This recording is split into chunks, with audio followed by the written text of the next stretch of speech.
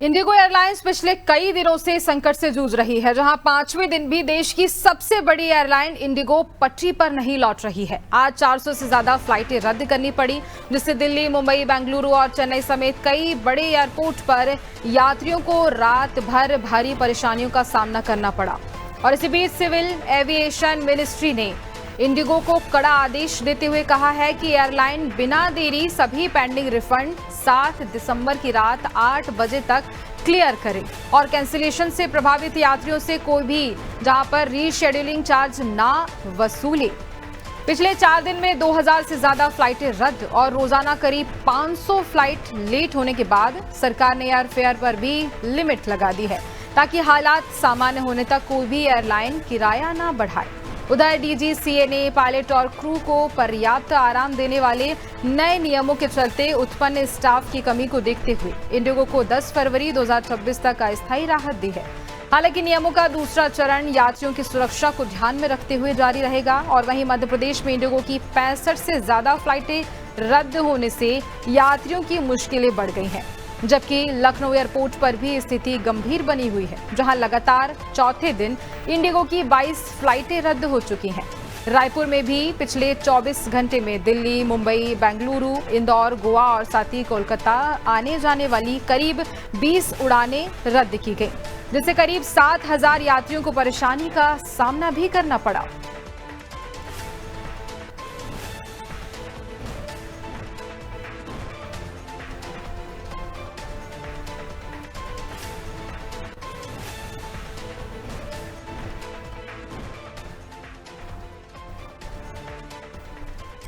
और देखिए, इसी खबर पर हम ज्यादा जानकारी लेंगे। हमारे साथ पॉलिटिकल एडिटर मनोज वर्मा जुड़ रहे हैं। मनोज जी, इस पूरे मामले पर लगातार यात्री परेशान होते नजर आ रहे हैं। इंडिगो में जो भी समस्याएं चल रही हैं, जो भी परेशानी है, उससे यात्री बहुत ज्यादा परेशान हो रहे हैं।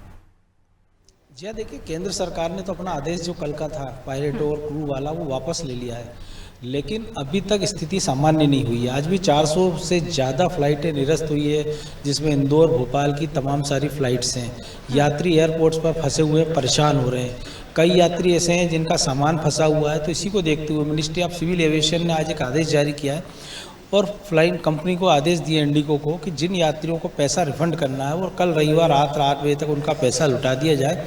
इसके साथ ही कल जिस प्रकार से पैनिक फैला था कि हमने देखा था कि दिल्ली से चेन्नई की फ़्लाइट का किराया 90,000 तक पहुंच गया था, हैदराबाद का किराया 70,000 तक पहुंच गया था, जबकि दिल्ली से सिंगापुर का किराया 25,000 का था, लंदन का 35,000 का। इस स्थिति से निपटने के लिए मिनिस्ट्री ऑफ सिविल एविएशन ने जितनी विमान कंपनी है उनको निर्देश दिए हैं कि वो मनमाने तरीके से जो अपना किराया है वो ना बढ़ाएं और उसको हद में रखें। स्पाइस जेट ने भी पेशकश की है कि जो व्यस्त रूट हैं वो वहाँ पर इंडिगो की जगह अपने प्लेन उड़ा सकती है, लेकिन जिस प्रकार से पैनिक फैला हुआ है उसके बाद एक तरह से अफरा तफरी का माहौल है। आज भी कई जगह हमने देखा कि हालात बेकाबू रहे, कई जगह यात्री सुरक्षा कर्मियों से लड़ते आए, कई जगह क्रू मेंबरों से उनकी झड़प हुई है, कई जगह वो अपने सामान के लिए जद्दोजहद करते आए और कई जगह वो अपने रिफंड और रुकने की तैयारियों के लिए परेशान रहे हैं।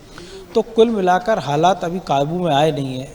एक तरफ से सिविल एविएशन निदेशालय का कहना है कि 2-3 दिन में हालात काबू में आ जाएंगे, लेकिन जो इंडिगो कंपनी है उसका ये कहना है कि हालात ठीक होने में 14 से 15 दिसंबर का समय लग सकता है। तो कुल मिलाकर अभी जो स्थितियां हैं उस पर दोनों मंत्रालय, जो गृह विभाग भी नज़र बनाए हुए हैं, उसके साथ ही सिविल एविएशन मंत्रालय भी नज़र रखे हुए हैं। गृह मंत्री ने भी जो सिविल एविएशन मिनिस्टर है उनसे कई दौर की बातचीत की है।